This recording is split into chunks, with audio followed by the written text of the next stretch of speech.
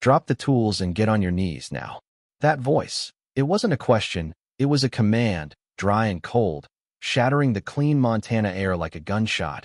And the man raising the weapon toward me had a hand so tight on the grip it was shaking. And that's when you know you're in trouble, right? When the guy holding the firepower is more scared than you are. Two more men flanked him, already in those aggressive, feet-wide tactical positions, and I knew instantly this wasn't some friendly neighborhood dispute. This was serious intent. They absolutely believed they had cornered some simple, helpless rancher on his own forgotten acreage, some slow-moving target with a hammer and a coil of wire. But time slowed right there on my property, every muscle in my body coiled tight, because these so-called HOA enforcement officers had just made the most catastrophic miscalculation of their lives. They had no clue who the hell they were pointing those guns at. Comment below where you're watching from, because what happened in the next 90 seconds, it changed everything. 48 hours earlier, the fence post came loose with a satisfying crack, and I tossed it onto the growing pile of rotted wood. It was late September in the valley, the kind of crisp Montana morning that smells like pine and promises a hard winter, and I was exactly where I needed to be. I'd been back at my grandmother's ranch, the only place that felt real, for about 3 weeks now, long enough to realize that 8 years of service, 3 grueling deployments, countless classified operations, didn't prepare you for wrestling with dilapidated 20-year-old fencing. The irony was palpable, trust me. I was Caleb Stone, formerly part of Naval Special Warfare, currently just Caleb, the rancher. I chose this place because nobody asked about the faded scars on my forearms or why I always checked the fire exits in the local diner. Small-town privacy, that's what I wanted, and I planned to keep my military past buried deeper than these new fence posts. My phone buzzed against my hip, an unknown local number. Mr. Stone, this is Diana Vance from the Meadowlark Estates Coalition. Her voice had that practiced, almost sickly sweetness, the kind politicians and hustlers use, and I was immediately on alert. Wasn't aware we had a coalition out here, I replied, glancing across 200 acres of unorganized grassland. The nearest neighbor was 2 miles through the woods. Coalition felt generous. Oh yes, we've been diligently serving local property owners for several months now.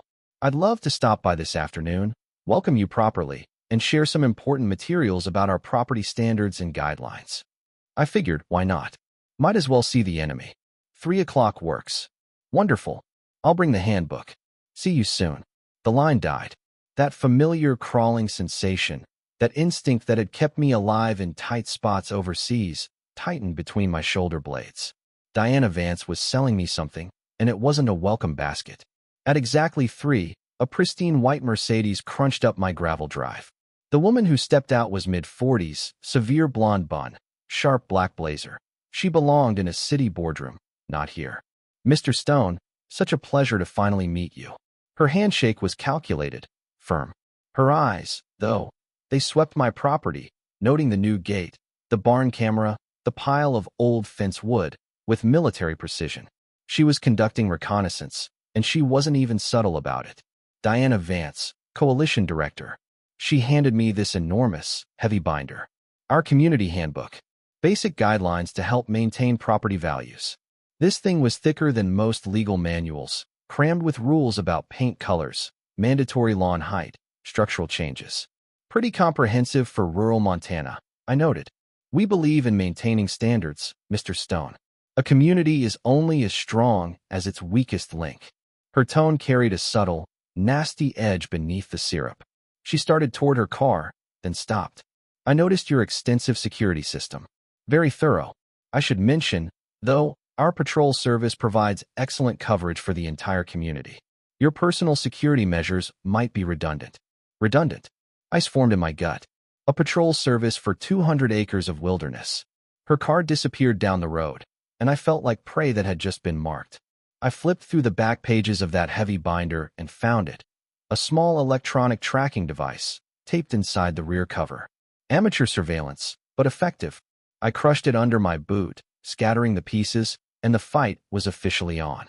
That evening, I sat on the porch with coffee and my grandfather's old .45, reading the damn handbook. My blood pressure was climbing as I found I was already violating 17 regulations. Fine after fine. The rules were unforgiving. designed to control every aspect of daily life, but they served no purpose except generating revenue. My phone rang. Diana Vance. I trust you've had time to review our materials, Mr. Stone. I've seen enough. Wonderful. Someone will deliver your first compliance notice tomorrow morning. Just a few small items. And if I don't comply? Her voice hardened instantly. I'm sure that won't be necessary, Mr. Stone. Though, I should mention, we've found that veterans sometimes struggle with civilian authority structures. I trust that won't be an issue here. She hung up. She knew. She knew my background. This wasn't random. The violation notice arrived at 7 a.m., delivered by a guy in a pseudo-security uniform. It contained 3 pages of legalese and a series of high-resolution photographs taken from above my property. Drone footage, professional quality, complete with GPS coordinates and timestamps. Total fine, $3,500. For grass 2 inches too tall, and for the tool shed that had stood there 30 years being cited as an unauthorized structure. I called the number. The receptionist said disputes must be handled in person at their office in Helena, a 4-hour drive, each way, with fees accruing daily. They were making compliance impossible. This was professional work, designed to extract cash through pure psychological exhaustion. Diana called again. I looked out my kitchen window. The same white pickup from that morning was now parked on the county road, just outside my property line, 2 men sitting inside, with binoculars glinting in the morning sun. Tell me about your patrol service, Diana. Are those your people watching my house right now? The sweetness evaporated. Mr. Stone, I'd be very careful about making accusations you can't substantiate. Our security contractors are licensed professionals, and they've reported some concerning behavior. Late-night activities, potential safety violations. We may need to schedule a comprehensive inspection. The threat was clear: comply, or we escalate. I drove down to the truck and snapped a photo of their faces and license plate. Back inside, I ran the plate through an old contact. The truck belonged to a shell corporation called Atlas Security LLC. The driver was Ron Kelly, ex-military with a bad discharge, and his partner was Vince Gallo, a known low-level thug with multiple assault arrests. Not the wholesome face of community governance. 2 days later, they made their first direct move. They pulled up in a black SUV while I was splitting firewood. Both wore tactical gear with coalition security patches. Evening, Mr. Stone. Ronan Kelly. We need to conduct a safety inspection of your property. He flashed a laminated badge. You have a warrant for this inspection, sir? This is a voluntary compliance check under coalition guidelines. We're just here to help ensure everyone's safety. Then his radio crackled, and Diana's voice came through. Unit 2, what's your status? Ronan keyed his microphone. Subject is cooperative. Beginning inspection now. Subject. Military terminology. They knew exactly who I was. They spent 20 minutes walking the perimeter, not caring about actual safety, but meticulously charting my camera angles, noting blind spots, and recording GPS coordinates. They were mapping my defenses. As they left, Ronan rolled down his window. Nice property you have here, Mr. Stone. Quiet. Isolated. A man could disappear out here, and nobody would know for days. A cold, clear promise. That night, Deputy Sheriff Hank Miller called me. He was a good man, seen it all. He confirmed the pattern. Fake violation notices, threats, demands for money. They usually go after rural places owned by elderly folks or newcomers, people who can't fight back easily. If someone doesn't pay, things tend to escalate. Property damage, break-ins, sometimes worse. He knew I wouldn't fold, but he warned me. Watch yourself. Response times can be long. I sat on the porch, putting the pieces together. A fake association, using ex-military muscle, targeting people they assumed were weak. But why me specifically? My property wasn't even that valuable. Unless they knew something I didn't. At midnight, 2 vehicles drove slowly down the road, headlights off, and stopped. Escalation. I knew they were coming tomorrow. I was replacing a section of fence line, exposing myself, when the 2 white pickup trucks rolled down my drive. 2 vehicles, approaching from different angles, a coordinated military operation. 4 men climbed out in tactical vests. Ronan Kelly led the group, carrying himself now with full, unearned authority. Vince Gallo flanked my right, hand resting on his holstered sidearm. Mr. Stone, Ronan called out. Stop what you're doing and put your hands where we can see them. You're under arrest for violation of community safety ordinances. I straightened slowly, setting down the post, keeping my movements deliberate. My cover was the tractor 20 feet behind me. I assessed them. Ronan, ex-military, most dangerous. Vince, nervous, unpredictable. The two backups, hanging back. Amateurs playing dress-up. Before I comply with anything, I said, keeping my voice level, I need to see proper identification and legal warrants for this arrest. Ronan snapped. In one smooth, practiced motion, he pulled out his weapon and leveled it toward my chest. Vince drew his sidearm, taking a firing position. They had just committed assault with deadly weapons on private property. They crossed the line. Time slowed. My body shifted into automatic response. The muscle memory drilled into me over 8 years. Threat assessment, tactical positioning, elimination sequence. You have 3 seconds to lower those weapons, I said, my voice dropping to the tone I only used when giving final warnings. 2. 1. Ronan hesitated for half a second, probably wondering why the rancher wasn't panicking. Half a second was all I needed. I dropped and rolled behind the tractor's rear wheel as Vince fired twice. Crack, crack, rounds hitting harmlessly away from me. I came up from behind the tractor, closed the distance to Ronan, and redirected his arm, forcing the weapon offline. It clattered to the dirt. He was bigger than me, but size means nothing when you understand leverage. Vince spun toward me, weapon raised, but I had Ronan between us. He couldn't shoot without hitting his partner. Drop it, I said quietly. Vince's hands were shaking violently now. This wasn't in their scenario. He let the Glock fall. The two backups hesitated, then retreated to their trucks. I secured Ronan and Vince with zip ties. Vince broke immediately. Look, man, we're just contractors. Some lady hired us through Craigslist to scare you into paying fines. We didn't know you were military or whatever. What's the lady's name? Diana Vance. She runs some coalition thing. Pays cash. I pulled out my phone and dialed Deputy Miller. Sheriff's Department. This is Caleb Stone. I need deputies at my location immediately. I have 2 men in custody who just committed assault with deadly weapons. When Miller arrived, he took one look at the zip-tied men and the disassembled firearms and whistled low. He examined the fake credentials and Ronan's written instructions for Stone compliance procedures. Miller looked at me with new, intense interest. Caleb Stone. I ran your name after our conversation last night. Navy SEAL, it's not exactly a secret. I'm guessing they didn't know that. You should have identified yourself. Ronan spat at me through the window of the patrol car, a mixture of rage and professional respect in his eyes. To who? Some jerk pointing a gun at me on my own property. I handed Miller the camera Vince had been carrying. They recorded the whole thing. As the law enforcement convoy disappeared, my phone rang. Unknown number. Diana Vance's voice was ice cold now. All pretense gone. I understand there was an unfortunate incident at your property this morning. 4 of your contractors just got arrested for assault with deadly weapons. The only place we're meeting is in a courtroom. I don't think you fully understand your situation, Mr. Stone. Some problems are easier to solve quietly before they attract unwanted attention. The threat was clear. She had serious backing. Miller returned 3 hours later, moving like a man who'd seen a ghost. Jake, we need to talk. I ran your name through some federal databases. SEAL Team 6, 3 deployments, Bronze Star, Purple Heart. He showed me the file. Vince had broken completely, admitting Diana paid them to get me to sell my property below market rates. This isn't about HOA violations. This is about real estate fraud on a massive scale. Miller showed me maps. Similar incidents across 5 counties, targeting prime land with water rights, bought up by a shell company called Evergreen Holdings, connected to Titan Construction, which had ties to state legislators.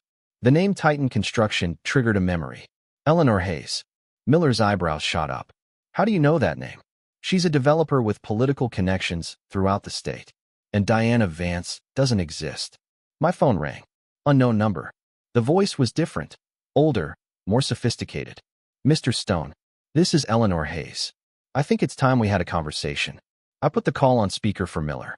Lady, you just sent 4 armed men to my property. There's no misunderstanding here. I know who you are, Mr. Stone. Navy SEAL, decorated veteran. Very impressive. But this isn't overseas, and you're not dealing with terrorists. I'm prepared to offer you $450,000 cash for your ranch. And if I refuse, you'll discover that some problems have a way of multiplying when they're not addressed promptly. Taxes can increase, utility services can become unreliable, life can become very complicated. Here's my counteroffer, 0. And you leave me alone. Miller stood up. I'm calling the FBI. This operation crosses state lines. We're out of our depth. Eleanor Hayes called the next day, demanding a meeting at the Mountain View Cafe. I agreed. Miller positioned deputies outside, but I knew she wouldn't try anything crude. She was too smart. She arrived wearing a sharp silk suit, radiating cold confidence. She immediately slid a cashier's check across the table. $450,000. Significantly above fair market value. Why? Your ranch sits on 200 acres of prime development land with water rights. I have investors who expect results. She then openly bragged about her corruption. I know who needs campaign cash, who likes donations, and which regulators respond to pressure.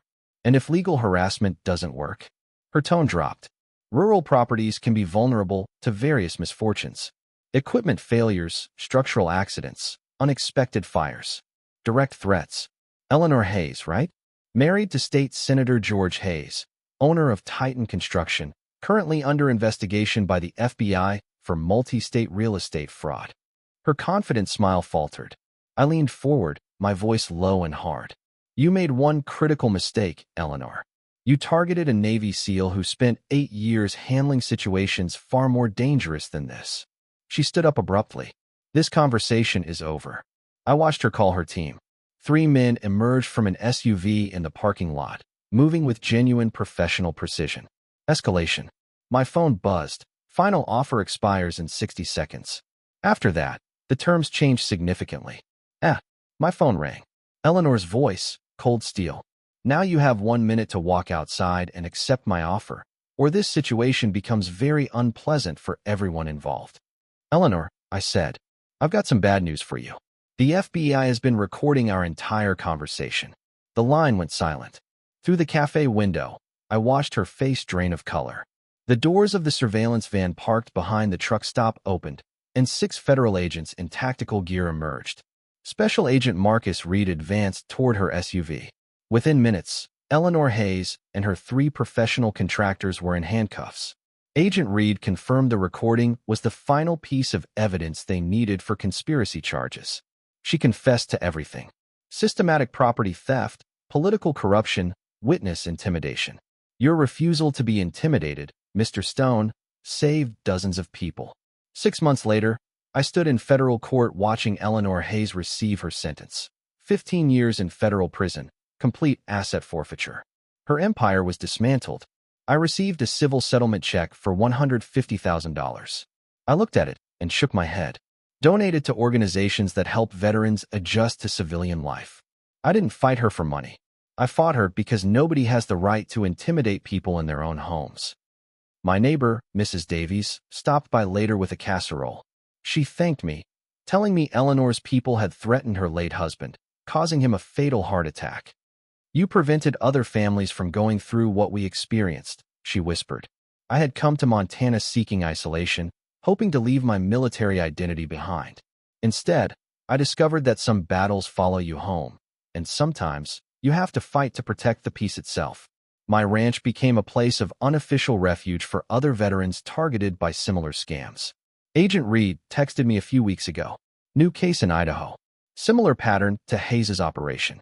Interested in consulting work? I looked across my peaceful property, then typed back, send me the details.